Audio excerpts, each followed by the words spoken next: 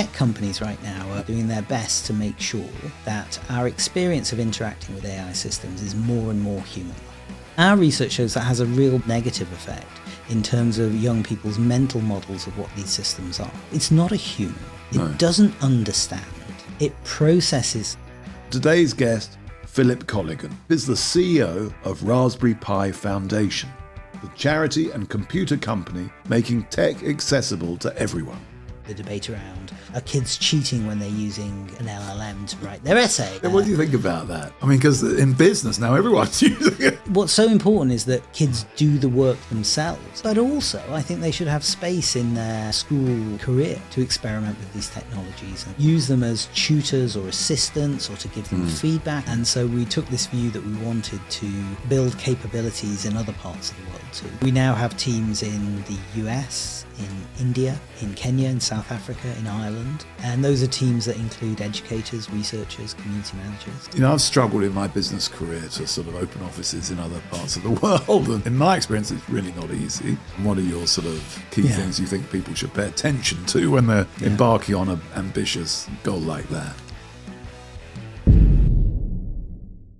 Welcome to All About Business with me, James Reed, the podcast that covers everything about business, management, and leadership.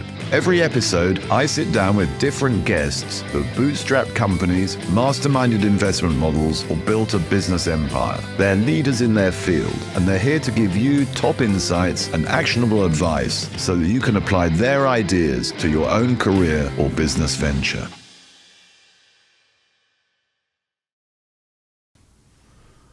Well, today on All About Business, I'm very excited to welcome Philip Colligan.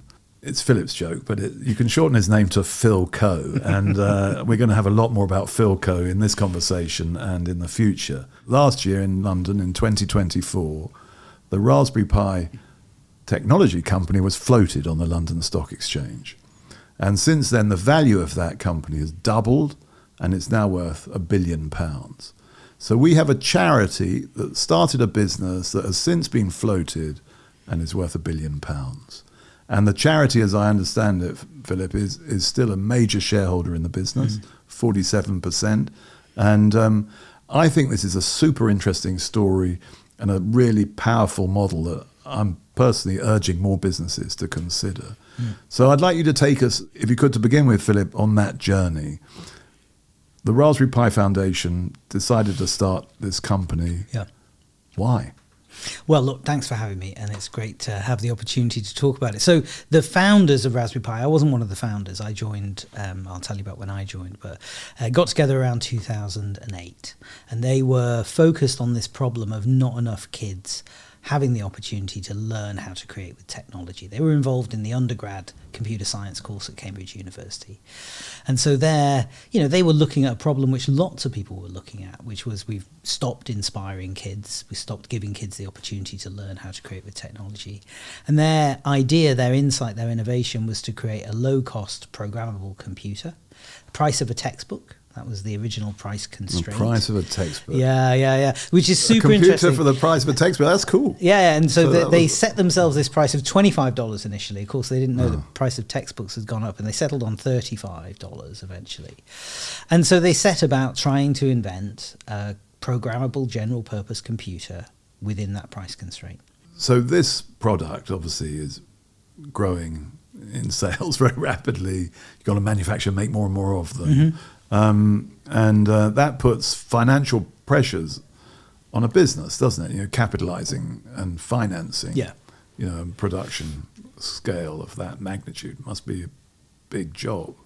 How did you do that as a charity? How did that work? So the first period of Raspberry Pi was a very simple, clean business model. So it was essentially a licensing business. So the company owned the designs of Raspberry Pis, and we licensed those designs to some manufacturing companies. They took the capital risk to manufacture, and then they sold them. And when they sold them, they paid a royalty to the trading company, which meant that it was very clean profits because they didn't have lots of capital expenses in the trading business. And then a proportion of those profits was paid up to the foundation in the form of gift aid, which is one of the wonderful things about UK charity law is you don't pay corporation tax on gifts from a wholly owned trading company. And that worked for several years. We were doing pretty well. We sold many millions of devices under that model. A couple of things made it tricky to sustain. So one is that for the companies who we were licensing to, it meant that their margin structure was different to what they're used to in their main businesses. And over time, we realized that in order to grow, it became a bit of a constraint on the growth of the business because we were asking other people to put their capital at risk. And so over time, we realized there was a working capital problem in the business, and we also wanted to keep investing in R&D. I mean, the reason Raspberry Pi Technologies has been so successful is the innovation it does is off the scale. I mean, it's seriously impressive. And so those two things came together, this idea that we could only really meet demand if we could get working capital into the business, and we wanted to keep investing in R&D. And so that was putting pressure on the idea of gift aid from the trading company to the foundation. And of course, every year, as all companies do, we had a debate about dividends and gift aids, and that was getting more challenging because the choice about foundations. Come on, I want our donation. Well, yes, companies saying, "Well, we want to invest it in the next round of tech." That's. I mean, it was kind of like that. Although, honestly, the foundation also, come on to this perhaps, has never relied solely on funds from the trading company. Right. So over our whole lifetime, more than half of our expenditure has been funded through partnerships and philanthropy. That's very good. And we still hold true to that principle today. But back to the debate on the evolution of the company. So we realised it would have been around 2017. I think there was Eben and I and our families were on vacation in Italy, and Eben and I were spending a lot of time with our chairman trying to figure out this problem. And we realised at that point. So you taught business on vacation? Yeah. It wasn't. True entrepreneur. I can remember this beautiful patio we were sat on, and we said, "Well, look, we're going to have to find a way to bring some capital into the business." Right. And that was when the seed of the idea of listing really took hold. Did you actually discuss that on that Italian patio? Yeah, absolutely. Well, we should list this company. We said it was an option. At that stage, we were still exploring options for it. And over the following years, that sort of crystallized. We looked at lots of options, took lots of advice, as you would do. We have a fantastic set of board members, both in the company and in the charity, so we were able to draw on some real top quality experience. It's interesting because this journey to take a company to public offering is one a lot of entrepreneurs aspire to follow. Yeah. So, talk me through how that worked for you. I mean, why did you choose a listing? Yeah. Over other options, perhaps, and how did you get to that point? So I think a lot of it really was about Eben and the management team in the commercial business. And as ever with these things, you sort of, he is the entrepreneur that created Raspberry Pi and is still running the PLC today. And a lot of it was about him understanding what he and his team wanted to build. And, without going into the specifics of all of the options we looked at, there's a few pathways you can take. Sure, right? So I can think of several. Yeah, right? Yeah. So trade sale or kind of, private equity, all those sorts of things. And I think there was a lot of work done with the board of the commercial company and with Eben on kind of what sort of future do we think works best. And of course, from the foundation, we were thinking from the charity's perspective, our focus all the way through has been what maximizes public benefit. Yeah. And that's a very tricky judgment, and you take all the advice you can, but ultimately it's a matter for the trustees to weigh their own conscience and the facts they've got in front of them and bring their experience to bear. Time will tell if we took the right path, but it felt like the best option. We took a couple of small strategic investments in the run-up. So Lansdowne Partners, an organisation called Ezra Charitable Trust in the US, and then Sony and Arm all came on as investors over a few years in the run-up to the IPO. Right.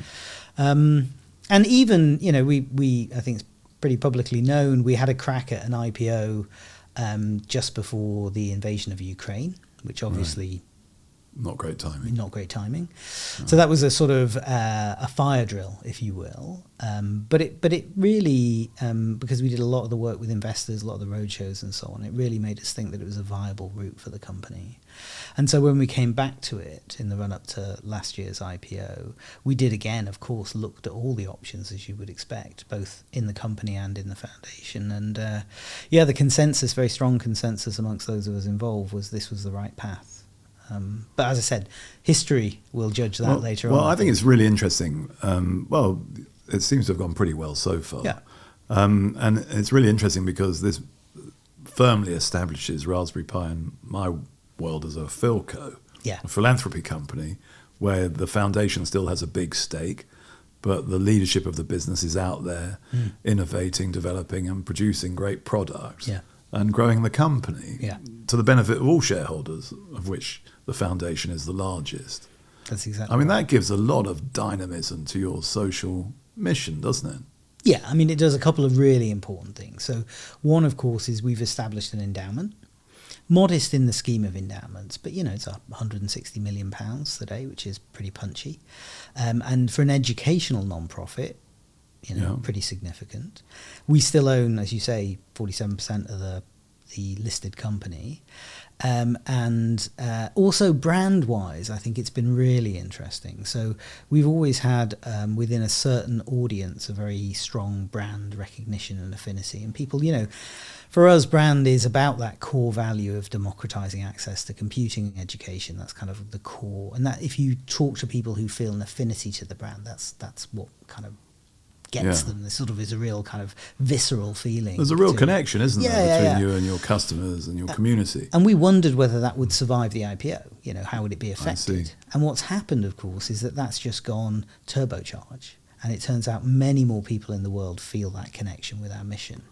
What do you put that down to? Just greater awareness, or? I think awareness is a big part of it. And they can participate in it as well. Yeah, exactly. You can buy shares. Precisely. I think there's also something, and I don't want to overstate this, but, trust in technology generally has taken a bit of a dive over the past few years, I think, for all sorts of reasons that we could dig into, but you'll know as well as I do. And I think one of the things that we've always worked hard at is being a technology company and charity that has high levels of trust with our community. And we've always been very open, authentic. You can go back, Raspberry Pi's published blogs almost every day through its whole existence, and we've been very open about our development processes, things we've got wrong, things we've got right. We've always been very closely connected to the community, and I think that trust has really helped us during this phase where we've got much more scrutiny.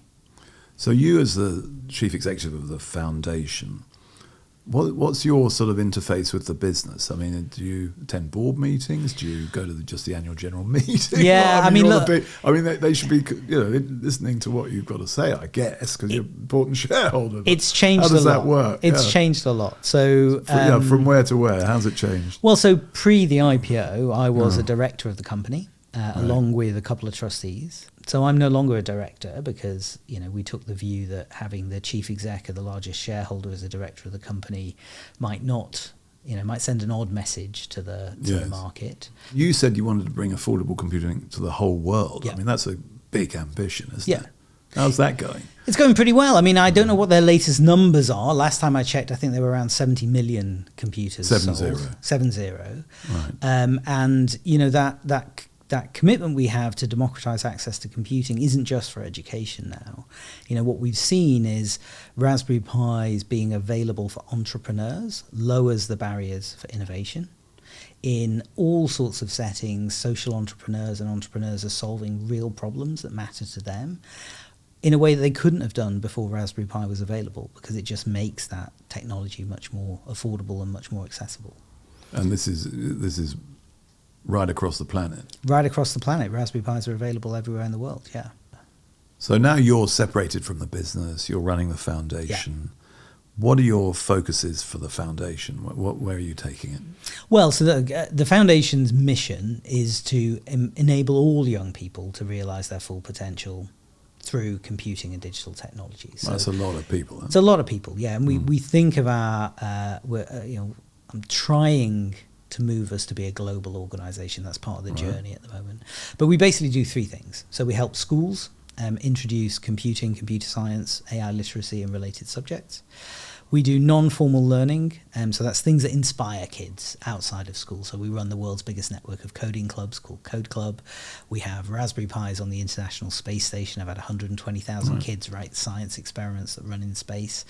And we work with organisations like the Scouts and local youth and community organisations. So schools, non-formal learning, and the third thing is research. So we have a research centre in partnership with the University of Cambridge. We have research scientists and PhD students working across all of our programmes. And so those three things we try to bring together to really shift the dial on how many kids, and particularly kids from disadvantaged backgrounds, have the opportunity to learn about technology and make it part of their lives. That's really good. I mean, it's very clearly structured. You said AI literacy in schools. I want to explore that. What is that?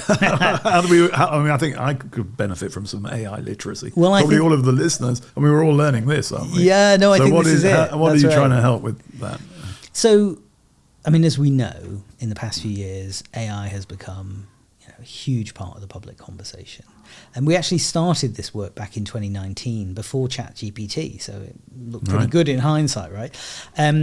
But we knew then, and we know now, that AI technologies are going to become a much bigger feature of, it's the future of, in many ways, the future of computing. And so we're trying to figure out what is it that young people need to learn about these technologies, about how they're built, about the societal and ethical implications. And if I can, I always use this example. So when I went to university, a long time ago now, the internet was really just getting going. Oh, wasn't that long ago. When I went, it didn't exist. Yeah, go on. So, and there was a sort of sense of optimism and hope, but nobody really knew what it was for, I think is fair to say. If you look back now, I think it's fair to say we missed the educational challenge of that moment. And we missed it in two key ways. One is that lots of young people didn't have any opportunities to learn the skills and knowledge and mindsets that would enable them to have jobs and careers and set up businesses in that new emerging sector. That's so interesting. So we were kind of asleep when this was coming out. Yeah, I just don't think we saw how important it would be to equip young people with a foundational understanding of these technologies. And I couldn't agree more. I mean, it's so obvious with looking back now. Right. Yeah. And the second thing we failed on is we didn't put enough social and ethical implications into the little education we were doing. And if you look, the internet's led to amazing advances. Life is so much better in so many ways, but it's also had some real challenges. I was going to say, not problems. Universally the case. Right. Yeah. And so I draw parallels between that moment and this moment where we are with AI. Right. So this is a new form of technology. It's been around for a long time, but a new form of technology that I don't think anyone really understands yet, the scale of the impact it's going to have. No, I agree. But we don't want to miss this educational moment this time. I think we missed it last time. I think we can learn that lesson and not miss it. So the thing that we're focused on is trying to understand what is AI literacy, and I'll come back to your question, and then how can we get it into the hands of all young people, and particularly their teachers. So what does it mean, AI literacy? Well, firstly, it's like, what are these technologies? How are they built? What is the difference between searching the internet and putting a request into ChatGPT? They're fundamentally different things. What is the difference? Well, if you're searching on the internet in a browser, it's going and looking at other websites and trying to find them through using metadata and all sorts of indexing to give you what somebody has written, a human has written. Google. Right, yeah. And it's throwing up some results of things that humans have written. That isn't what's happening when you ask a large language model. That has been trained on a lot of data, and it is a probabilistic system that is trying to figure out what characters should come after the one before. And it doesn't, if you use these systems, they're incredible, right? One of my favorite little tropes at the moment is try and get one of the image generators to do a picture of a left-handed person writing. Oh. Keeps coming up with a right-handed person. Let's try that at home, shall because we? The data... left-handed person writing. Well, and I say that, they'll probably... My wife's left-handed, she'll like that too. But it's because it's based on the data it's trained on, right? And we've heard lots, haven't we? Must be some left-handed coders, surely. But it's trained on photographs on the internet, and what are the majority of those? And we know that's a trivial example, but that's an interesting example. I've never heard it. Lots of examples of where the data that these systems are trained on is biased in all sorts of ways. Look, large language models are trained on the internet at the moment, and all sorts of other data sources too, which have a very Western bias to them. And so, you talk to indigenous communities in other parts of the world, their lived experience hasn't been the basis of the training. It's not on the models. internet. Right. Yeah. And so that's just where does one that example. leave us, though? That's a bit... Well, let's stay on the question of AI literacy, not fixing AI. That's open up a whole new hornet's nest. But I'll give you another example, which is this idea of anthropomorphism, which is very hard to say. But this is the idea that the tech companies right now are, for good commercial reasons, doing their best to make sure that our experience of interacting with AI systems is more and more human-like. That's what anthropomorphism. Yeah, make it human-like, making something human-like. Think about Alexa or Google Home. It sort of has a voice. It has a name. Most kids in the UK first interaction with AI systems will be asking Alexa for something to help with homework, for example. But our research shows that has a real problem, has a real negative effect in terms of young people's mental models of what these systems are. It's not a human. It doesn't understand. It processes something and then probabilistically comes up with an answer based on what it's interpreted. So one of the things that we're trying to help young people understand is that these systems are not humans or human-like. They're systems that were designed and built by humans, but they have limitations. What's the negative effect it has? Well, so if you're a young person, you think it's your mental model. It's like, what's happening when I ask this system a question? Do I think that it has empathy, for example? So lots of these systems appear as though they have some sort of... they make little jokes now, don't they? Yeah. But they don't have empathy.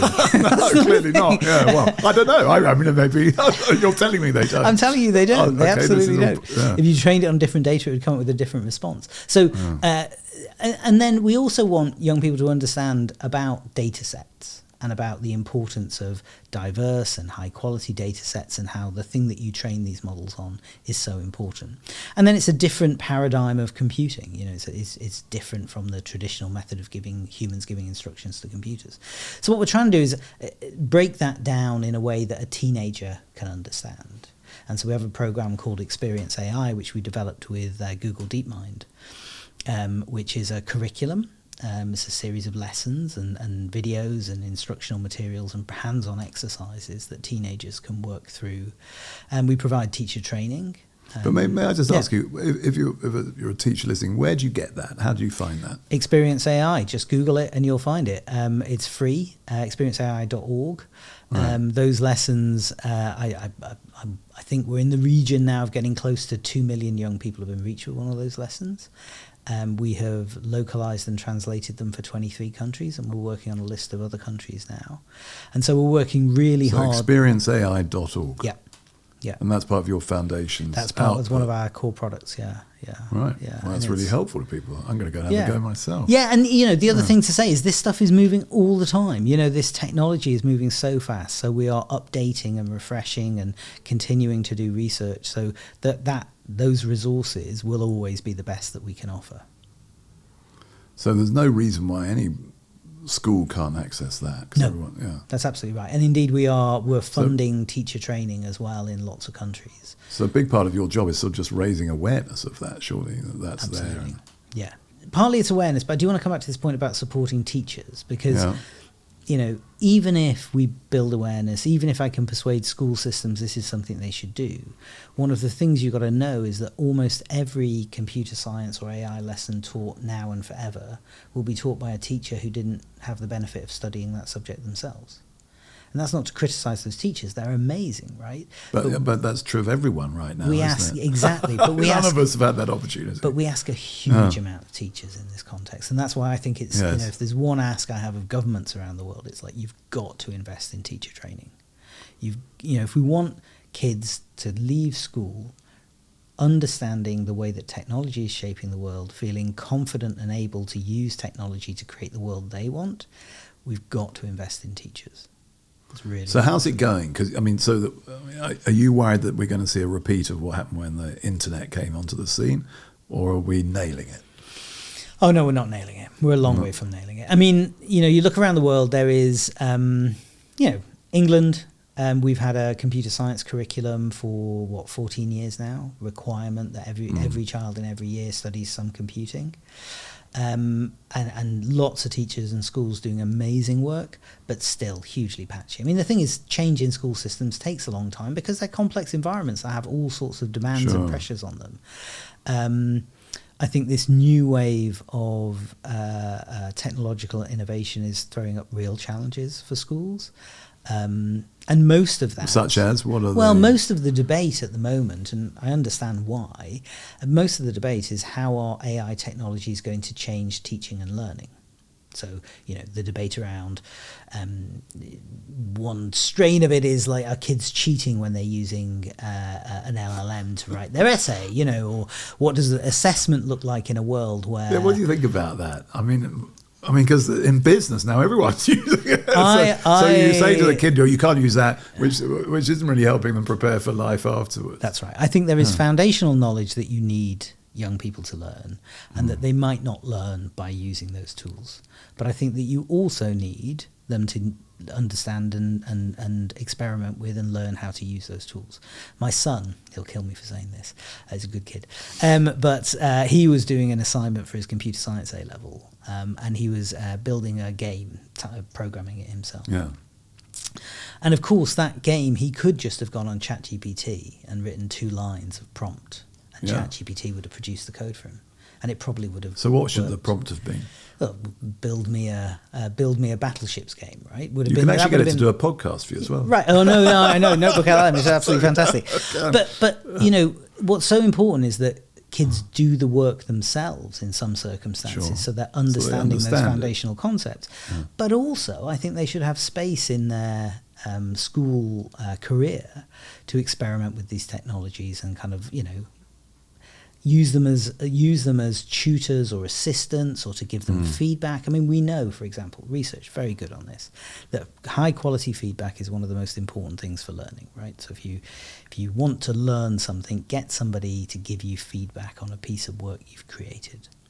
Well, AI will do that. Well, yeah, that's right. And a lot of the, I think, exciting innovations in AI technologies are around the idea of providing young people with unlimited high quality feedback, because teachers are great at feedback, but they're rate limited by the number of students and how many hours are in the day.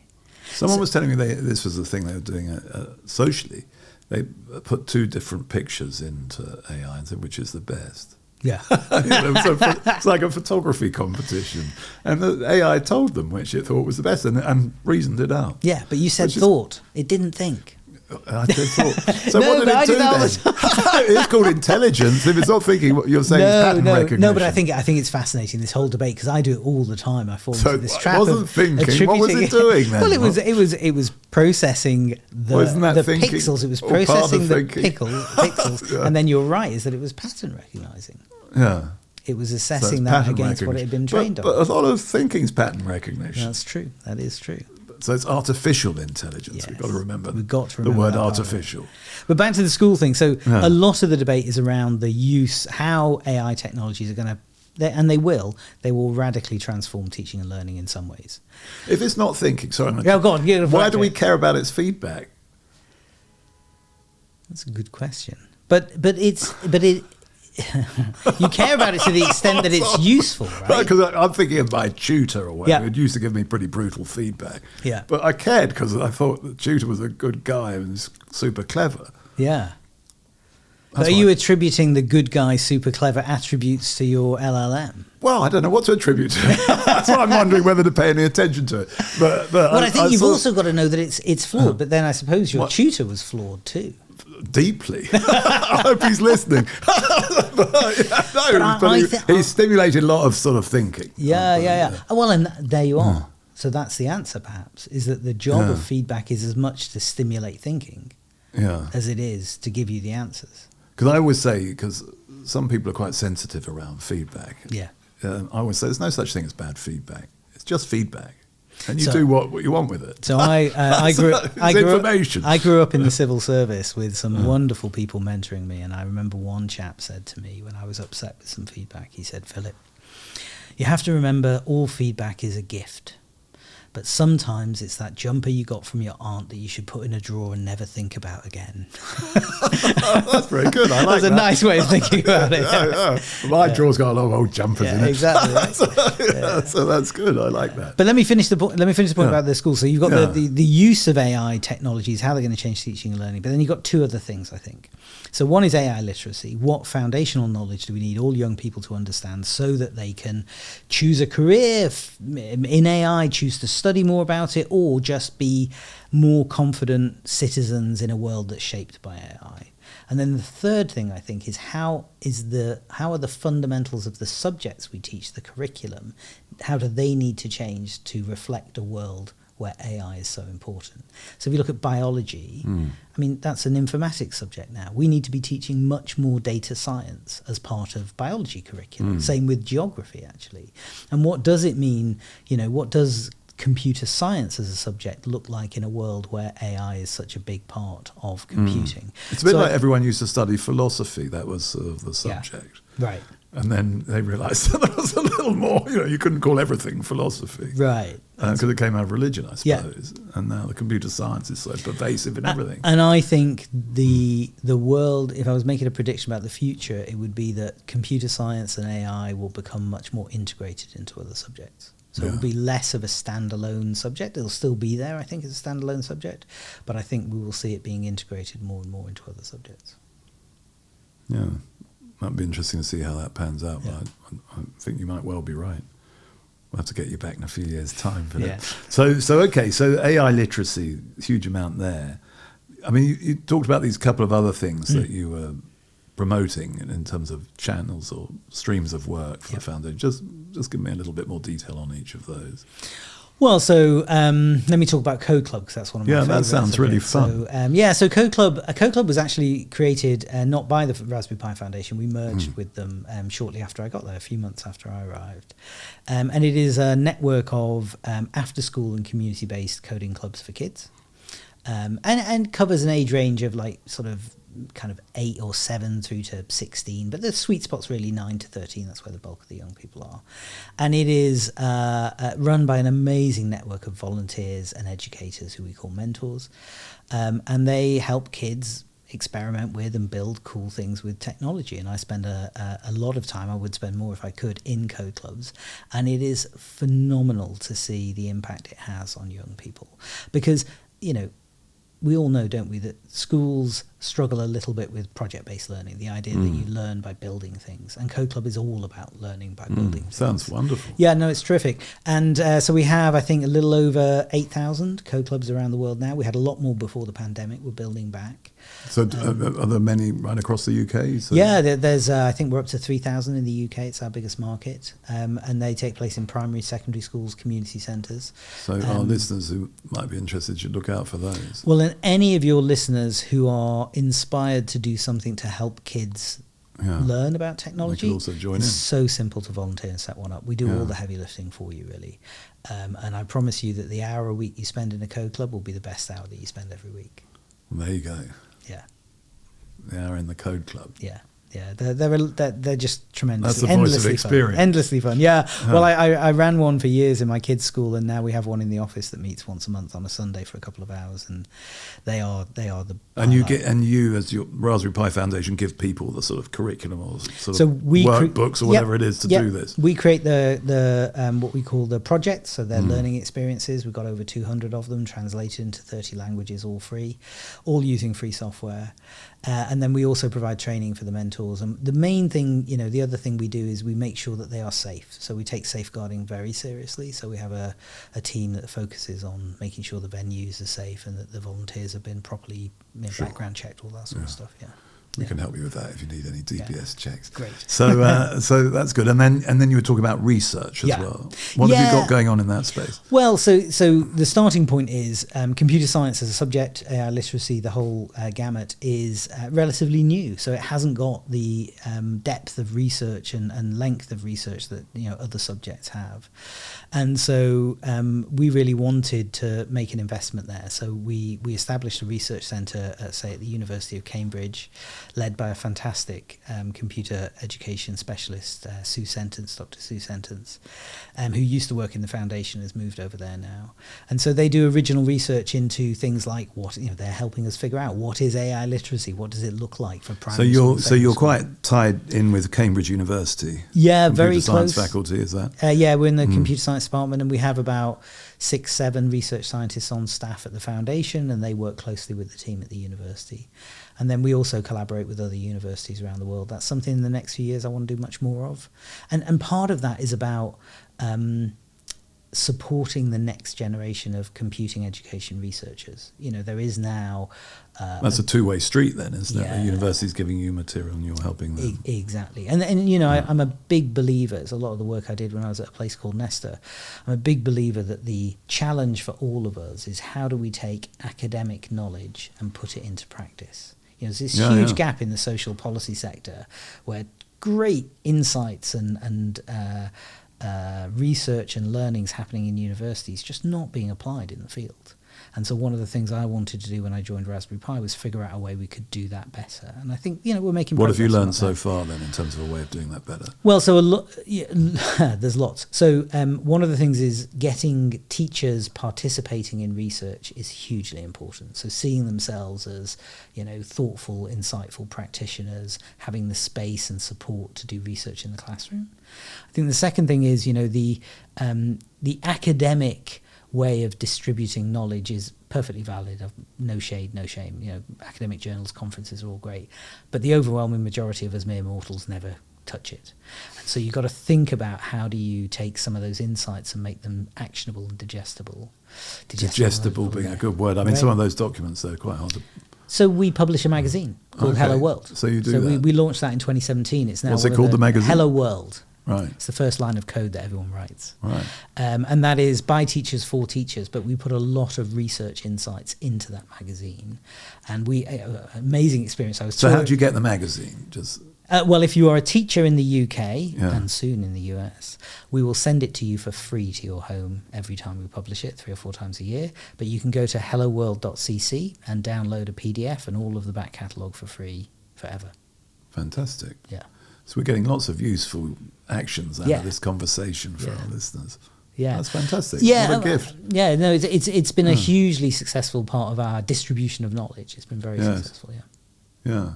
Well, that's so inspiring. I mean, you've also said that you want to take more of these initiatives around the world. Yes. I've struggled in my business career to sort of open offices in other parts of the world and expand our brand footprint and all these things. And in my experience, it's really not easy. Yeah. How are you getting on, and what are your sort of key things you think people should pay attention to when they're embarking on a ambitious goal like that? Yeah. Well, so you're right, it's not easy. I mean, it started for us because we had lots of demand for our educational resources all over the world. And we've always made it available free and people can download and so on. And we started translating into other languages. But then we had this realization that, well, the board didn't want to be a UK-centric organisation just sort of shipping our curricula around the world. And so we took this view that we wanted to build capabilities in other parts of the world too. Some of it we do directly, some of it we do in partnership, and try to build a global movement around this computing education, this democratizing computing education mission we've got. And so we now have teams in the US, in India, in Kenya, in South Africa, in Ireland. And those are teams that include educators, researchers, community managers. So we took this very deliberate and quite difficult decision, actually, to build teams in those places, build organisations in those places. But it's enriched the work of the foundation overall immeasurably. So how many teams do you have now around the world? So we have teams in 6 countries, right. And then we're about 200 staff in the foundation, and about probably 60 of those are not in the UK, and most of the growth is happening outside the UK now. And then we have partnerships with non-profits in 60 other countries, right. And those are varying degrees of depth. I mean, some of them are really deep, long-term collaborations. But the important thing is we learn collectively so much from seeing how the challenge manifests and how curricula's developed, how school systems work in different parts of the world. It really enriches all of the efforts that we do. So what tips would you give someone thinking of opening? Well, humility. So humility is the big thing, right? Particularly coming from Britain into countries like Kenya and India, you have to be aware of the sort of cultural baggage you're carrying, and you have to go to it, and we were very deliberate with this from the get-go, with a learning mindset. You know, we're not here to tell you what to do, we're here because we care about the outcomes for young people all over the world, and we think we can learn an awful lot by working with you, and then we build local teams. So, you know, we hire absolutely stunning educators, researchers in those parts of the world, and they then work globally. We work across the world. As they work across locations. Yeah, and you know, and that's been great. One of the challenges, of course, is about how do you hold on to a common culture and values whilst also respecting the different culture and values in parts of the world. And there's lots of work there. And I'm not. So how do you do that? Well, I don't know if I've got the perfect answer yet. I mean, it's still a work in progress, but I think it's a lot of listening, and you do have to spend time in each other's contexts. I mean, and that we agonize over this from a sort of climate perspective, but it does involve flights. It does involve people spending time in other parts of the world. We just had some of our learning teams from the UK spend time in India with the learning teams there, and the insights and you know, you can see how many ideas they've come back with about how we can design things better for all kids all over the world, not just in an Indian FaceTime context. is still important then? It's hugely important. We hold a residential every year, the foundation, where most of our colleagues from around the world come to. We actually hold it in Cambridge, where we're based, and that's a 2-day event, which is just very focused on building relationships between people across the organisation. And then, you know, when we're hiring new leadership in different parts of the world, one of the things that I've learned is you really have to devote a lot more time to the alignment, the cultural alignment. And I mean that both ways. It's sort of how can we learn from them and how can they learn about us. So there's Do you mean in the recruitment process as well, making sure they're aligned? Yeah, so I will not hire people that haven't had a face-to-face meeting with a hiring manager. I think some people think I'm crazy. I insist on it. I think it's hugely important. I think spending time together as humans is just, you know, we can do so much. So you can't get a job in your foundation over Zoom then? No. Right. No, we did some of that, of course, during the pandemic. I'm not saying we made bad hires, we made great hires during that period, but I just think it's so important that you're. What is it that's different? I don't. Somebody asked me this recently. They're like, "Why are you insisting that I fly over there to interview this person?" I'm like, "There's just something That's a reasonable about." question. Yeah. But there's something about the dynamic on both sides. There's something about the interaction which is so different. And the time you spend together, which is so different from being on a screen with somebody. So no, I'll come back on when I've figured out the specific answers to that. But for now, I'm saying it's intuitively, it's a gut bet. You got to do it. It's a good thing. Yeah. So there is some flying required, but you try and manage it. And we do. You cross-fertilize ideas super actively.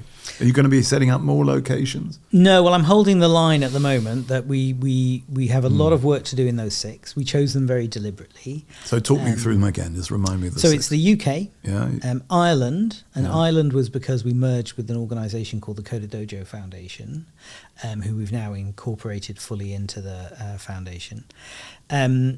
The USA. And in the USA, we focus on 2 states. We work all over the country, but we have staff in Georgia and Minnesota. And there's a reason behind each of those. What's the reason? Well, so Minnesota has always been pretty much the bottom of the ranking for computer science education in the US. Has it? Yeah, and I figured when we were looking at where we should base our teams, I was like, well, we should go where they need us most, right? And so let's go to Minnesota and see if we can move the dial. And then Georgia, because it's just such a fascinating, challenging place to do education, because you've got the Atlanta metro region, and then you've got a very rural sort of big state. And so both of those states together, if you can crack... If you can crack that, you can crack most of it. Yeah, I mean, that's probably unkind. But, you know, California and New York do not need the Raspberry Pi Foundation. They are doing, they've got loads of tech companies. They've got loads of philanthropy. So one of the things we looked at is where could we add most value. So then India, Right. Where we currently focus. There's a lot of technology in India. It's amazing. I mean, and their idea of scale is just incredible. They move when they move so quickly. There's a lot to learn from their as a nation. But there's still a need, you feel, for, well, it's a huge population. Yeah, it's a huge population, and also, you know, there are lots of kids going to schools in India where they have no access to computer science education at all currently. So we work in Odisha. And we work in Telangana, 2 states, and we have teams in both places. And, you know, again, we found fantastic partnerships with state governments there. Odisha, I think, has 3 times the size of the education system of the whole of the UK. So, you know, it's not local government in our sense at all. No, and then Kenya and South Africa. And we were very fortunate in securing significant philanthropic support to expand into Africa. And we went through a process of kind of deciding where, again, we could have an impact, but also we wanted to choose parts of Africa where there was a technology sector, so that we could be connecting with that. South Africa's very advanced, isn't it? Yeah. Tech, And Kenya too. I mean, amazing. Oh. We actually make some Raspberry Pi products in Kenya now. Right. One of our products at good. Pico we manufacture there. So yeah, they're both incredible places. And so that's the international footprint for now. And as I said, how many young people have you reached so far, do you think? So I don't have a total number. This is one of the things I agonize over slightly. So last year, I know that we reached over 1 million young people in India. In India alone? In India alone. Right. Code Club in its first 10 years reached 2 million young people across the world. Right. But one of the reasons why it's hard to give an answer to that is a lot of what we do is provide curriculum and training to teachers. Yeah. And then who knows how many kids they go on to work with. I mean, teachers will work with hundreds of young people every year, and so it scales quite significantly. Yes. That's a good way of doing it for that reason. Yeah, it's a lot. And we've trained, my impact team are very good at holding me to account on the numbers, so I shouldn't give you hyperbolic numbers, but I think they would reliably say we've trained over 250,000 teachers through our online courses and in-person activations. And this is all, to go back to where we began, really supported by the profits and dividends from the business. About 50%. So the other thing, you remember that about 50%, half and half, and that's amazing. That's such an amazing, it's incredible, wonderful model, I think. Yeah. And I'm really keen that other businesses think about this and maybe do the same thing. Well, and entrepreneurs, when you're setting up, I mean, Eben will often say this. He said, entrepreneurs setting up their businesses have a think about whether or not you should set it up under a charity. Yeah. Actually. I know that's different to your usual Philip model. It is different, but it's related. Yeah. And or an entrepreneur setting up a business makes a portion of it a foundation. That's right. Or gives a portion of the shares. Yeah. Because, I mean, it brings so much to the organisation, to the company, and vice versa. Yeah. And from an entrepreneur's point of view, you get a great legacy. Your business becomes much more sustainable, and performs better. And I mean, that's discipline. And you said right at the beginning, $35. Yeah. Yeah. I mean, that was a brilliant insight idea that made Raspberry Pi the success it is in part. It absolutely did. Absolutely did. And the other thing for us, and I think this isn't true of all Philco models, but certainly for us, this idea that we have a very shared mission, but that you can pursue it in different ways. Yeah. And so for the company, making low-cost computers available for everyone, everywhere, whether that's in industry or entrepreneurs or education. And for us, democratizing access to skills, helping young people develop mindsets, particularly focus on educational disadvantaged young people who don't normally have those opportunities, but not only on Raspberry Pi computers. Our view is whatever computer you've got will help you learn. No, they're highly complementary. Yeah. Now, I want to say congratulations, actually. I think you've done an amazing thing, and I think it's a great story and super inspiring, and I hope you can carry on doing this wonderful work for many, many years to come. Thank you, me too. Thanks so much for coming and talk to me. Appreciate it. Really enjoyed that. I'm going to ask you 2 questions, Philip. Okay. I ask all my guests. The first one, there's a clue on the wall, is what gets you up on a Monday morning? I mean, do you mean practically or... Well, I don't mean what sort of alarm clock you got, I suppose. But well, it's Radio 4 at 6:20. Radio 4 at 6:20. Yeah, that's always, it's always Radio 4 at 6:20. That's the business slot. That's exactly right. The business that's slot. exactly I'm up right. for that usually as well. What gets me up on a Monday morning? I mean, look, this is going to sound corny. It's not corny. The thing that I love about my job is meeting the kids. And the teachers too, but particularly the kids. And seeing, we have this thing called Coolest Projects, which is like a showcase of kids who built cool things with tech. And one of my favourite things is kids come back year after year. And you get to meet them and learn their stories and get to know them. And, you know, I have written a few recommendation letters for kids who come from backgrounds where this wouldn't normally happen. I've written their recommendations to MIT and Stanford. And these are kids who got inspired through a code club, who learnt using our technology or some of our resources, and they're now training to be the next generation of entrepreneurs and technologists. Well, I just hope they come back to the UK from those great American institutions. We need all the brains in this corner. And my last question, and this is from my interview book, Why You? 101 Interview Questions You'll Never Fear Again, is where do you see yourself in 5 years' time? Myself or the organisation? Yourself, Well, so I'm trying to build the Wellcome for Education. Okay. You know, that's what I wanted to do when I joined Raspberry Pi. The Wellcome Trust is one of the world's most significant health foundations, and I have always thought we could do that for education. So I shall be beavering away at that. You're going to be busy, Philip, and I wish you every success with that. Thank you so much. Cheers. Thanks for coming.